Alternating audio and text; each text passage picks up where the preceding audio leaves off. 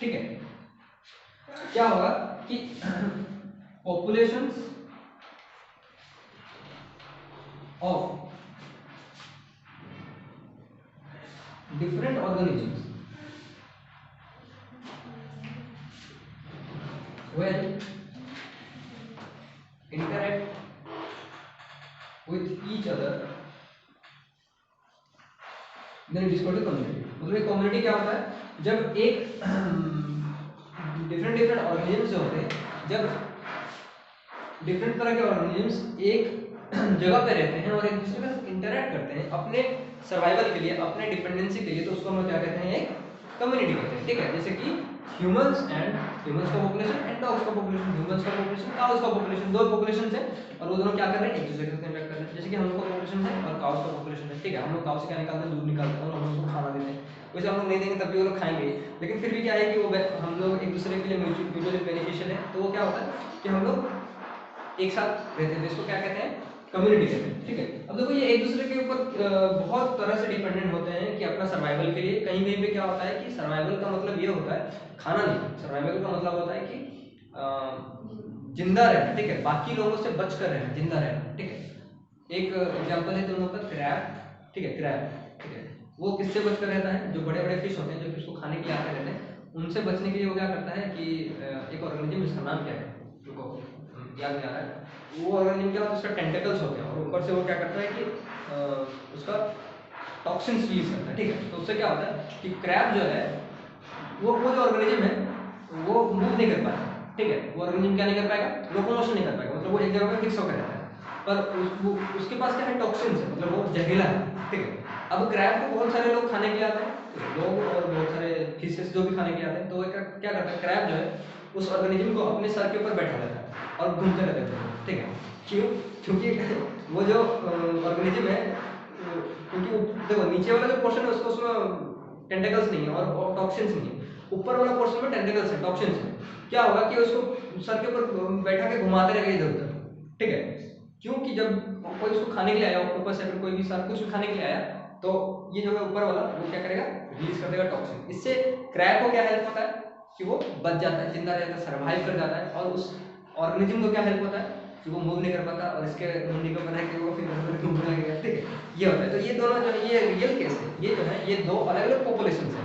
ठीक है, क्रैब्स का पॉपुलेशन अलग है और ये जो ऑर्गेनिज्म है उसका पॉपुलेशन अलग है। ये दोनों एक दूसरे से ब्रीड नहीं कर सकते, दोनों एक दूसरे से अलग है, लेकिन इनका जो ये म्यूचुअल इंटरेक्शन है इसको हम लोग क्या कहेंगे, कम्युनिटी। ठीक है, समझ आया?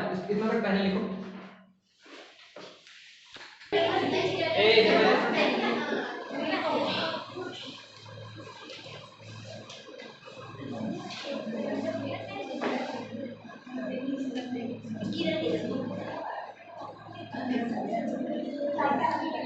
इसके बाद क्या आता है, क्या लिख रहे हैं अभी, कम्युनिटी। इसके बाद आता है इकोसिस्टम, है ना।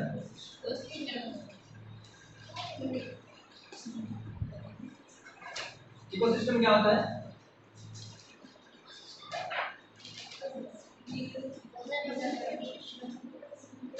The interaction between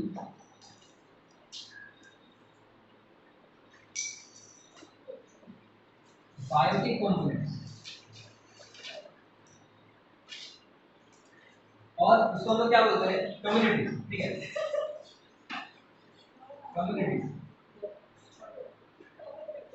communities of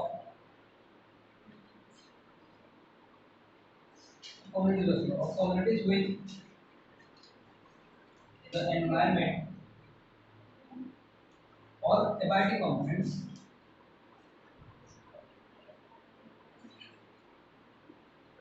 ठीक है, is called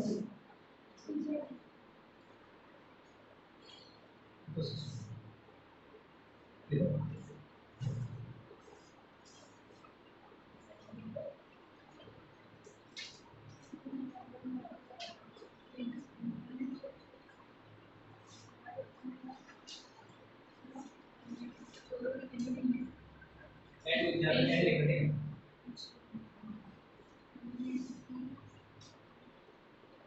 तो एक इकोसिस्टम क्या होता है कि जो डिफरेंट तरह के कम्युनिटीज होते हैं, अब ये एक दूसरे के साथ इंटरेक्ट करते हैं। जैसे कुत्ते जो है बिल्ली के साथ इंटरेक्ट करेंगे, बिल्ली जो है ह्यूमन के साथ इंटरेक्ट करेंगे, ह्यूमन जो है प्लांट के साथ किस तरह इंटरेक्ट करेंगे, बैक्टीरिया जो ऑर्गेनिजम्स के साथ हम लोग इंटरेक्ट करते हैं, तो पढ़े हो माइक्रोब्स वाले चैप्टर में।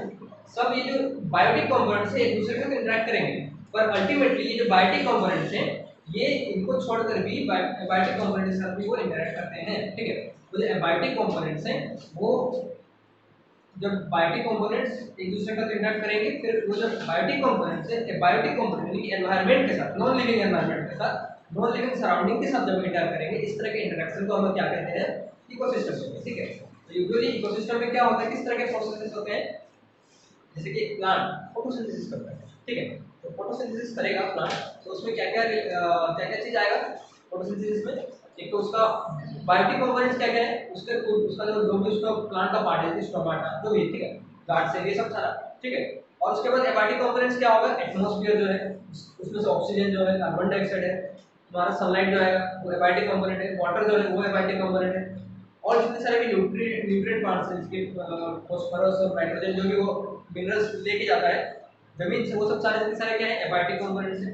तो ये जो जैसे कि एक प्रोसेस यहाँ पे किस तरह के प्रोसेस होते हैं, जैसे फोटोसिंथेसिस,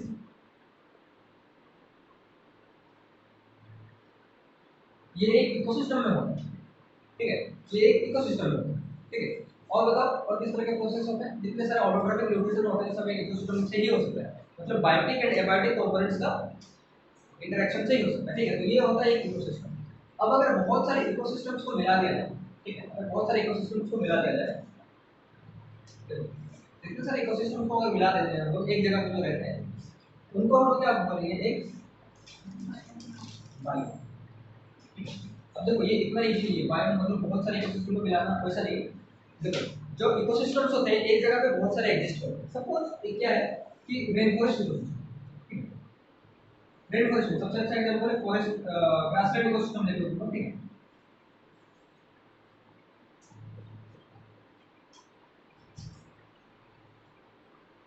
देखो एक ग्रासलैंड इकोसिस्टम क्या होता है कि तुम लोग एक जानते होगे कि पहले एक जो प्राइमरी उसमें कंज्यूमर होता है, प्रोड्यूसर कौन होता है तुम्हारा, पहला प्रोड्यूसर कौन होता है, कोई प्लांट, ठीक है, उसको खाएगा कौन, ग्रास होकर, ठीक है। फिर उसको फ्रॉग खा जाता है, फिर फ्रॉग को स्नेक खा जाता है, ठीक है, स्नेक को फिर फ्रॉग खा जाता है, ठीक है।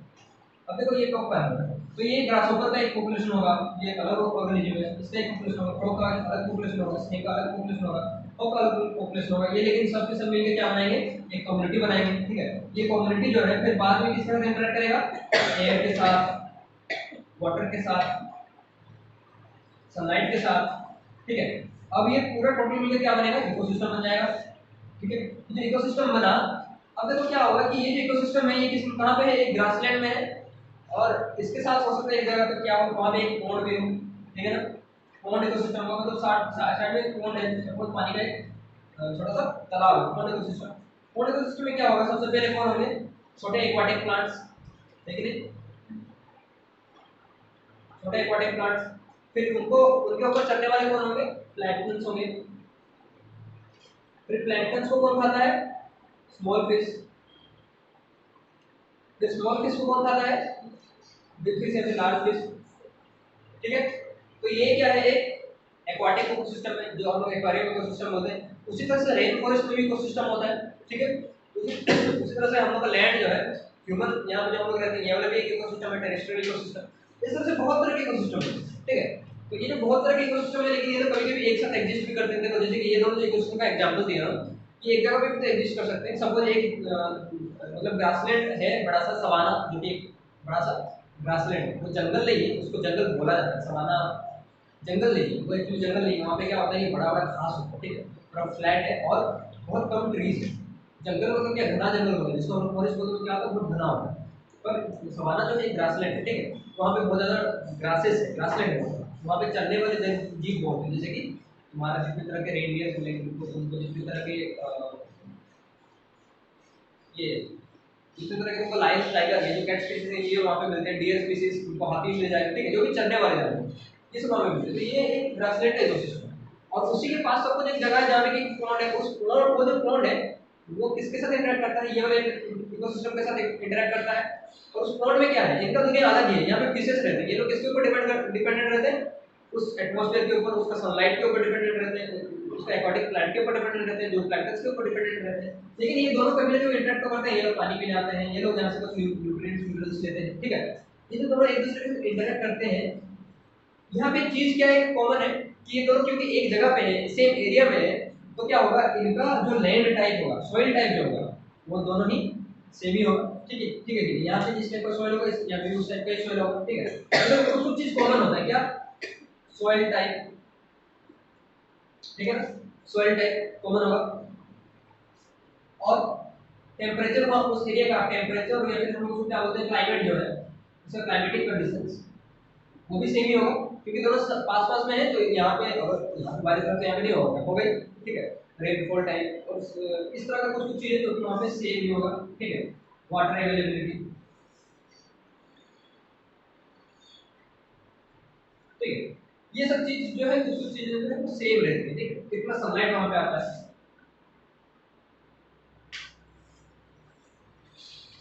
तो इससे क्या होता है कि ये जो चीज सेम होती है, ये किसमें सेम होती है, दो या तीन more than ecosystem, more than one और टू इकोसिस्टम में सेम होता है, या फिर यहाँ पे जितने सारे इकोसिस्टम है सबकी ये कंडीशन सब जो है फिक्स्ड है, ये अलग इकोसिस्टम, ये भी अलग इकोसिस्टम, लेकिन इन दोनों का सॉइल टाइप क्या होगा, सेम होगा, ठीक है। जैसे कि एक डेजर्ट होता है, डेजर्ट में सांप भी रहते हैं, वहाँ पे कैक्टस भी रहते हैं, वहाँ पे ओएसिस है, वहाँ पे कुछ कुछ जगह पे क्या होता है कि अलग अलग तरह के एक्वाटिक ऑर्गेनिजम्स भी रहते हैं, जो कि वहाँ पे छोटा सा तालाब होगा, वहाँ पे एक्वाटिक ऑर्गेनिजम भी रहेंगे, लेकिन सबका सॉइल टाइप क्या है, सेम है, क्या, एरिड सॉइल, ठीक है। एरिड सॉइल जो है डेजर्ट में पाया जाता है, ठीक है।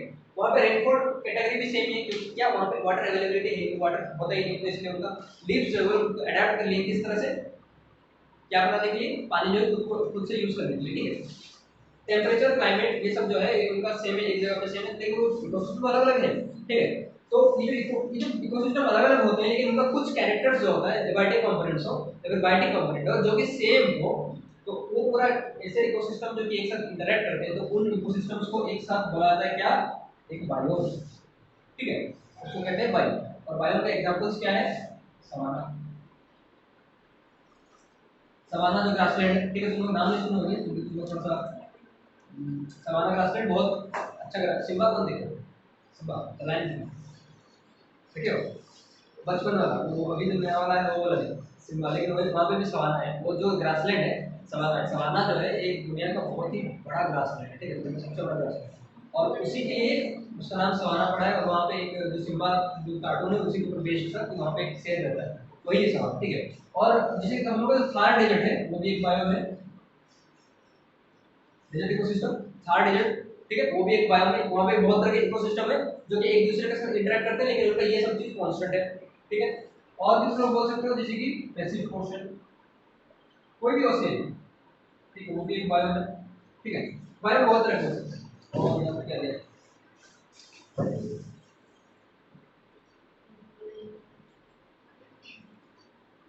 टायगा, टायगा जानते हो, टायगा ट्रॉपिकल टायगा, दुनिया का सबसे बड़ा फॉरेस्ट माना जाता है, हालांकि बीच में टूटा हुआ है नॉर्दर्न टाइगर और वेस्टर्न टाइगर, लेकिन अगर बीच में थोड़ा सा टूटा हुआ है, मतलब ये अलग हो जाता है, ये अलग हो जाता है रशिया के पास, अगर इन दोनों को मैच कर दो तो ये अमेजन से बहुत बड़ा है, और अगर ये दोनों को अलग रखो तो वो दोनों अलग अमेजन से छोटे छोटे हैं, ठीक है।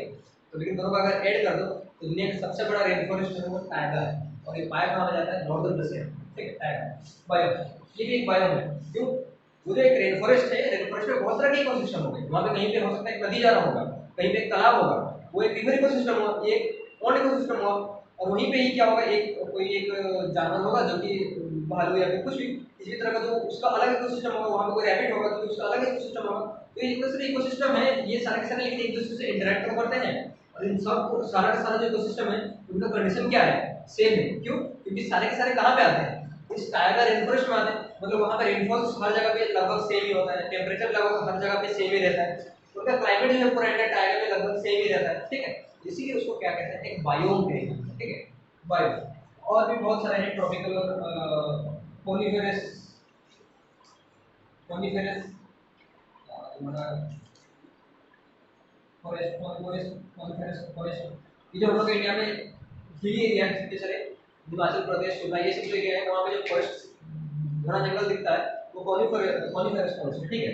और भी है ट्रॉपिकल डिसीडियस,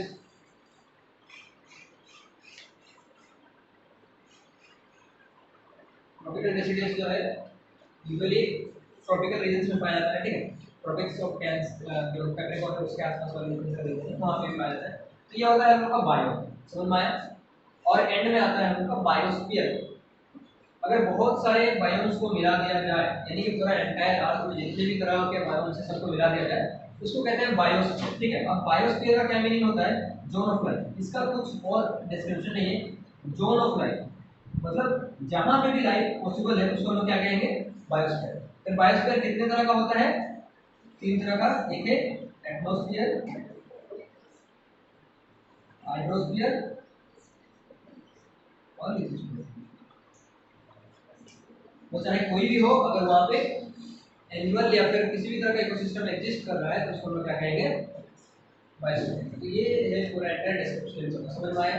ठीक है। डेफिनेशन आता है, ठीक है। बहुत स्पेसिफिक डेफिनेशन आता है कि बायो किसको कहते हैं, बायोस्फीयर किसको कहते हैं, कम्युनिटी किसको कहेंगे हम लोग, ठीक है। एग्जांपल दो इस सब ठीक है, अच्छा से लिखना, ठीक है। ये हम लोग का इतना हुआ, उसके बाद हम लोग आ जाएंगे इसमें पहली क्वेश्चन।